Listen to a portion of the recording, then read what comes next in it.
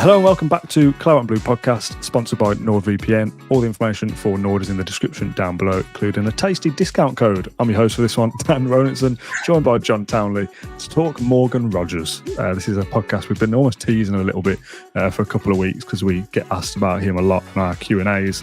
And we've said we wanted to dedicate a little bit more time to Rogers rather than a quick 5-minute answer and then moving on.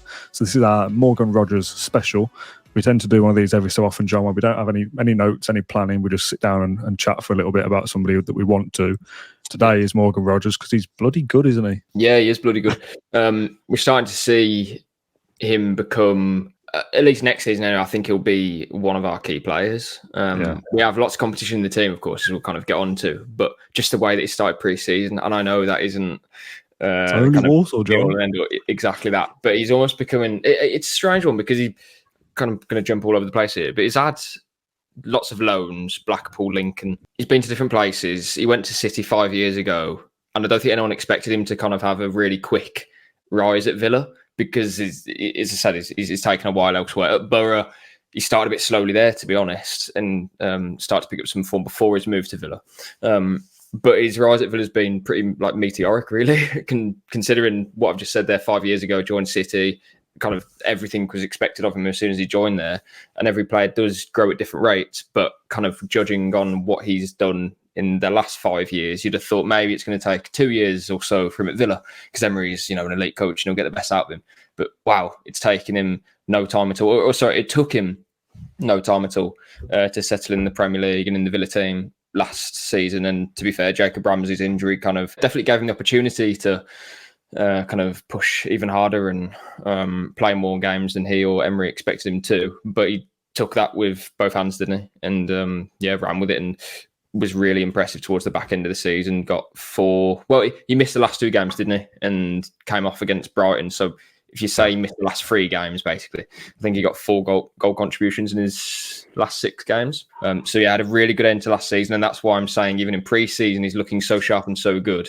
But that's because he's kind of started where he left off, basically. This isn't just a random 3 goals in 90 minutes of pre-season games so far. I think that's something to look at and think, he's still, banging form. He's the player that we can rely on next season, hopefully, to get even more goals, because we have to do that without Diaby, without possibly Duran as well. So goals have to be shared around, and I think he'll be among them.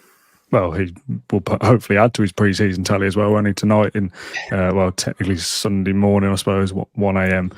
Columbus Crew, you'd expect him that any game he plays at the moment, he will contribute to score goals. So merely hours after people are listening to this, who knows, maybe we're talking about 4 goals in 120 minutes worth of football. Trying to work out there what another half would be. I still haven't got it right.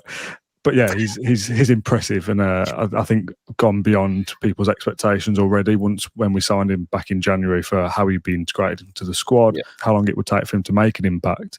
I don't think anyone, even the most optimistic of Villa fans then, would have foreseen how impactful he's been already. We're going to do our big pre-season kind of podcast the week before the season starts, where we pick kind of all our predictions for the season, where Villa are going to finish, top scorer, all those kind of things. I'm going to go early for mine. I'm not sure I'm going to be willing to commit it in the big predictions podcast. I'm going to get it in here. I'll stew on it for a week or 2 and see if I want to stick with it. Morgan Rogers is my dark horse for Villa's player of the season. I think he could be that impactful that in 10 months' time, we're talking about him being like the player of the season. Definitely a big shout, mate, considering we've got some big players. But I know what you're saying. I think he'll play lots of games and score lots of goals. Yeah. No, for sure.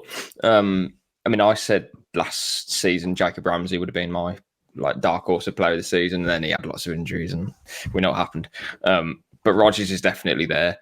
Very excited for what he's going to do next season. And as I said, I mentioned the pre-season stuff because it kind of, I don't know how to explain it, but young players can play in pre-season matches and so can senior players, and they don't score or they look a bit off the pace and it takes him a little while. Rogers just scores 2 goals in the first half without even looking at the goal, especially for the second one. He just jabbed it in the corner because he knew where the goal was. And then against Triniver, come off the bench, him and Barkley, I think, kind of changed the tempo of that whole match. I think it was Barkley that played in Rogers, then Rogers to Archer, maybe. That's why I mentioned those matches. And why I think, or hopefully, he's going to continue that in pre-season and then heading into the new campaign. He'll have loads of confidence still. At the moment, I think he's got a place in the starting 11 for West Ham. And again, 5 games left, pre-season matches, sorry. But if he's playing with confidence and he continues to show what we know that he is capable of and capable of achieving going forward, then yeah, I mean, he's going to be keeping Ramsey out of the team, presumably, because Ramsey has to earn his place back in the squad. And yes, Roberts can play as a 10 alongside Watkins, kind of in that support act role. But there's so much competition among the squad; it's hard to pick out where players are going to be playing and what elements go where. But if we're going off form and what they were doing in pre-season, again, it's early days in pre-season still, but you get the feeling that Rodgers will continue as he's going. Then yeah, he'll in that starting team. And you're right, Dan, if he has a good season, if he can get double digits in both goals and assists, which I think he's definitely capable of doing, he would probably have a shout for player of the season. Again, we're going really early here, but I might change my mind by then as well. Like I'm thinking back to the one we did last year. It was you, me and Rushton, wasn't it, in Hockley Social. I don't think I did player of the year. I think top scorer, I went Moussa Diaby last year. With you two were like, whoa, not sure about that because Ollie Watkins exists, but I wanted to be slightly different. I'm not suggesting that Rodgers would get player of the year because he outscores Rodgers. When I say he'll score a lot of goals, Watkins, sorry. But if he did score 10, 11 and got 7, 8 assists and played the majority of games for Villa next season and was impactful in how we played, he may not necessarily be the end product always, but absolutely instrumental. Just that position on the left or behind Watkins, I feel that could be so exciting in the way that we play. It's got all the hallmarks of being a one to watch kind of feel about Rodgers next season for the wider Premier League as well, that I think people will hopefully take notice. Who's this guy? Why is he copying Cole Palmer's celebration? Do you know what I mean? Like, people have no idea who he is. Whereas, like, you know, we're fully aware that there's something brewing here. That line you just said then about he's probably one of the players to watch in the Premier League, let alone Villa. That's literally my first line of my. Is it? It's as if you've been writing it for me. We do a pre-season supplement, post-season supplement, like a big print spread, basically, Birmingham Mail. That's in stores now if people want to buy it. I don't know how much it is, but it's probably like a couple of quid. In the comment section, if Dan links it, that would be good. And yeah, I kind of a teaser. I've picked him as one of my 2 ones to watch as such for Villa next season. I'll leave that's so interesting that I've literally pulled that out of the blue. We didn't prepare that at all. Who's your other one that you've picked, or is that a secret? I'll keep it a secret. You got to buy the coffee, haven't you? Damn. I'll plug it. Yeah, you're right, Danny. He seems to have gone under the radar, and I think a lot of outsiders would just presume again, oh, well, Ramsey was injured, so Rodgers played. But it's not like that. Rodgers, as I said, at the moment, has every right to be starting above Ramsey in the opening game. And I want there to be a much deeper conversation about that, because I want Ramsey to hit top form in pre-season. Can you hit top form in pre-season to reach his full fitness, have no injury issues, and look exciting? That's what we want. Because I want to, when we do our pre-West Ham podcast, I want to be talking about, I have no idea what the 11 will be because everyone's so in form and everyone's been so exciting, etc. That's what you want. But yeah, Rodgers, I do think will be a player that catches people by surprise next season. Even little things like, and I don't play, I used to play fantasy football, but I got lost with it because there's so much going on with, I noticed it was like really cheap. I think it's like 5 million. And if people do FPL, I think it was 5 million anyway, which sounds I always used to do FPL, and I'm always at the start really into it. 10 weeks into the season, I haven't changed my team, they're all unavailable and stuff, and I just fall off the cliff and I can't be bothered with it. So last year was the first year in ages that I just didn't do it from the start. It's so liberating just not to be a part of it, like all the hubble and bubble of all who's playing and who's going to be fit, and I was like, I don't care, it doesn't matter, none of these things interest me anymore. I feel like we're turning into an FPL show now. We were talking earlier about like the Football Manager series and what we might do there next season. We might do an FPL like bulletin as well, because it's a massive like audience now, isn't it? I remember like even on social media or something, if you put team news out and it would be like, oh, this player's on the bench, and I'm like, who cares about this guy? It's a huge community now. So maybe we're wrong to be so dismissive. Like, oh yeah, who cares? Maybe we should be doing an FPL strap content. Yeah, exactly that. But no, Rodgers, a player that I really am excited about. him and I can't say the other guy because he's Say it, and I'll bleep it in the edit, and then everyone's got a guess, but I will know at least, and we can kind of tease around it. Extremely excited for in the new season. Him and two players that I think can make a real impact next season, and especially under Unai Emery, the rate of especially how Rodgers has grown, there's nothing to suggest that won't enjoy a rise like his as well. I look forward to all the predictions in the comments of who the beeped person was. If you had to guess, I'm aware here that we're leaning into a little bit of kind of a pre-season prediction show. If you kind of had to put a guess of a number of his goal contributions for next season, is there a number you can pluck out of maybe a pre-written supplement that you've already got? In the Premier League, I'd like him to aim for, I'd say about 15, because total in the Premier League, that's goals and assists. Luiz and Diaby each put up 14, I think. So if he can basically replicate or try and replicate what Diaby produced, different positions, different players, I know. But a few stats here, if people want to listen to my stats these days, I don't know. After how many shot creating ball run actions out of 10 did he have, John? Right. He was in the top 10%. So this is compared to attacking midfielders and wingers in Europe's top 5 leagues last season. He was in the top 10 percentile for shots on target percentage. This is all per 90, goals per shot on target, and average shot distance as well. So that is really encouraging because Rodgers isn't a player that has lots of opportunities at goal, shall I say. I mean, we've kind of seen that in pre-season as well, haven't we? He has a chance and usually takes it. And gets into positions. I like the average shot distance as well. That basically means how far are they taking. I mean, obviously, how far are they taking shots from? He can be a threat from anywhere on the pitch, basically. Definitely one to watch next season for Villa and across the wider Premier League, of course. Kind of replicating Moussa Diaby's numbers is a good kind of starting point, I think, for contributions next season, as they're kind of trying to replace what we've lost with what we already had before we start adding to it in the transfer window.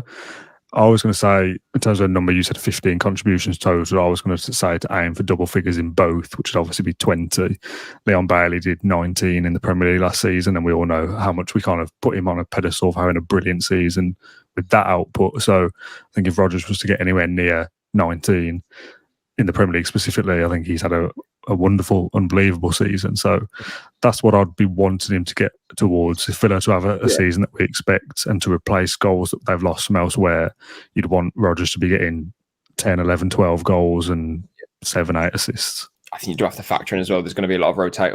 I hope there's rotation next year because, again, we're talking about Rodgers as if Jacob Ramsey doesn't exist in some way, because Jacob Ramsey was the player that was at this level last, or maybe even higher because he had more experience, etc. last summer. He's been out for so long, Ramsey. That's, I think, why we're kind of putting, I wouldn't say pressure on Rodgers, but we need him to step up as well, because we don't know where Ramsey's going to be at the start of the season. If he has a great pre-season, then fantastic, and hopefully he can get over his injury problems. But you've got two players there who are really exciting, quite similar in some aspects, but different in others. Like Rodgers is probably he is a presence in both boxes. I'm sure he's over 6 foot. Ramsey isn't that, but Ramsey's an exceptional ball carrier. Rodgers is good at it as well, but in a different way. I feel like Rodgers can kind of drift inside. We saw it, I think it was the Wolves match or Bournemouth, or different games last season at Villa Park anyway, where he'd take the ball in the middle of the pitch, turn his man with ease, and all of a sudden it's like a 3-on-4. Decision making sometimes wasn't spot on. Either a pass would be loose or he wouldn't play Watkins in just at the right time, but that'll come. He turned 22 on Friday, so still got years and years ahead of him, and it is really exciting for him, other players in the team as well, to be working with Emery, and exciting for us Villa fans, because these are players who get you off your seat. The brand of football that we're playing, as you said earlier, Dan, Ramsey, Rodgers, that's just not. Yes, they can play together, but they could also just be in one position, which means, well, what have we got elsewhere? Well, you got Bailey, McGinn, Tielemans, Philogene, a new signing. If Duran joins Diaby in leaving, Watkins, of course. Like, there's so much talent. I've probably missed a few players out. Ling Jr., Onana, Barkley. There's so much going on. Ian Matson from left back. It's really exciting times, and Rodgers is definitely among our best prospects. Really exciting. We did a video at the back end of last season, so not the season just gone, the one before it, about how Alex Moreno was like a transformational signing for Villa and was like an insight into Unai Emery's talent ID and the signings that we'd maybe go on to see, that tapping into a market for a low fee, transform the way Villa play. Great, everyone's happy with that. It's not quite had the long-term effects that signing Moreno, who may possibly leave this summer, so it's not like the perfect signing ever. No. But in that moment, it was like, oh, this guy can spot a player, get him in the team, change the way we play. Great, exactly, yeah. Morgan Rogers, 12 months on from that, again, feels like a different kind of step in the direction of this is the kind of signing that we're going to see. This is the talent that we can spot from a quote-unquote lesser division. Somebody who's performing all right in the Championship, not exactly pulling up trees, but doing well. Yeah. But they've spotted something in there, spotted a profile that Villa can need. Signed him for, what, 15 million, or rise into 50? No, wasn't even 8 that, was million. it? 8 million rise into 15, but even the 15, that's like long-term clauses. So yeah, put it down to just 8 million, and then with a few more million. Yeah. You might have a clause in there like reaching the Champions League, England, which we have obviously now reached. For when we talk about the DRB one as well, it's like with add-ons as well. One of those is absolutely going to be qualifying for the Champions League. So some of those transfer fees are going to be slightly higher, but others will be first team caps for England, winning trophies, whatever it is. But even if we max out every clause that we put into Morgan Rogers and we pay Middlesbrough 15 million, that is going to go down, I think, as one of the bargains. If you were to sell him this summer, you would make a healthy profit. If he's to leave Villa in 3 or 4 years after a very successful period and go on to Bayern Munich or whatever, Villa have spotted somebody in a division below them, nurtured them and made them better basically instantly. And another 12, 24 months of football, they're obviously going to improve again. As you said, turned 22 yesterday, which is scary. There's a talent here, isn't there? There's a serious talent. I know there's still the kind of caveats of football that we never know how things are going to go, but everything you see from Rodgers so far is a player who's only going to get better. And we always have to think kind of business-minded with football these days. If he is to leave at some point in the future, Villa will do very well in that sense as well. Yeah, his book value will be almost nothing. Kind of thought by the time he, I don't want to say by the time he goes, but that's the world we live in. But the way you spoke about the money there, Dan, I was thinking, well, what's his value now? And then I thought again, well, what would we sell him for? Like, what? Not going to happen. But if a team put in a bid, what would we be saying? Would be as Villa fans, because obviously it's it's all hypothetical. But I'm well, maybe spin it another way and say last January, although we didn't have the money to spend this amount, but what would you have bought him for? Knowing what he is now, if that makes sense. Like 8 million rising to 15. Some people were, I don't know, hindsight's a great thing. I was an advocate for the signing, like genuinely. I thought it was a great deal. But there were people, Championship fans, other people questioning why we'd pay so much money for him. But I'm thinking now, well, I would have bought him at that point. Not at that point, granted, but knowing what I know now, what for 30, 40, like genuinely? Like that's the kind of range we're looking at now, because I feel like he's that exciting and he's developed so well under Emery in such a short space of time. I feel like that's his valuation now. It has to be. When I said before, I got a figure in mind that I would have said around 60 is what I'd be asking for to even be thinking about it. And I'm not saying this is what I want to sell him. I've just said how much potential I think he's got and could go on to be a £100 million player. But if a Tottenham came calling or Chelsea came calling and said, we want to put a serious bid down, what are we talking here? Yeah, I'll be saying at least 60 to even think about it, because he's got that potential to be great. Yeah, and that's why I think it's difficult to look at that side sometimes, because it's kind of you don't want to sell him, so we wouldn't want to sell him for any money. So it's like, well, knowing what you know now, would you have bought him for what amount of money back then? And I think 30, 40 million pounds, if we had it back then, which obviously we didn't, you would have done that. So that is testament to the incredible transfer now of Unai Emery and Monchi as well. I mean, Emery said, didn't he, that he watched him obviously previously to Villa playing Borough, but he was really impressed by him. And I've got to say, I don't remember anything what Morgan Rogers did against Villa at the Riverside. It was a pretty dull game anyway, but didn't notice Morgan Rogers really. So clearly they had an eye on him, and great piece of business. John McGinn said that he was like shocked and surprised by him in the first week of training, like about how powerful he was and the kind of athlete that he is at his age. Because again, 22, it's no age at all. It's younger than me and you. So yeah, it's. I mean, a lot of footballers are younger than us, obviously, but yeah. Have you seen the tweet doing the rounds from when we were selling Grealish to Man City? No, what is it? There's a tweet from like a Villa Report kind of aggregator style account saying that Man City are prepared to offer 90 million plus Morgan Rogers. Oh, right. Yeah. And all the replies are like, no way, who's this guy? We don't want Man City's cast off. And I love little things like that. Obviously, you're talking, 3 or 4 years ago? Go back 12, 18 months ago and people would be saying, who's Morgan Rogers? To go back 3 or 4 years, you could go in, we don't want Man City's cast off. 90 million plus Rogers off. Great deal. We said this was going to be a 15, 20-minute chat. It's been slightly longer than that, but we've had a good fun, John, as always. If you want to share your thoughts on Morgan Rogers, you can do so with us in the YouTube comments. There's plenty of content upcoming on Claret and Blue with our weekly Q&A returning on Monday. So get involved in that as well whilst you're down there. John, thank you for joining me as always. Thank you, Morgan Rogers, for joining Aston Villa. Thank you for watching or listening to this episode, and we'll see you on the next one. Bye-bye.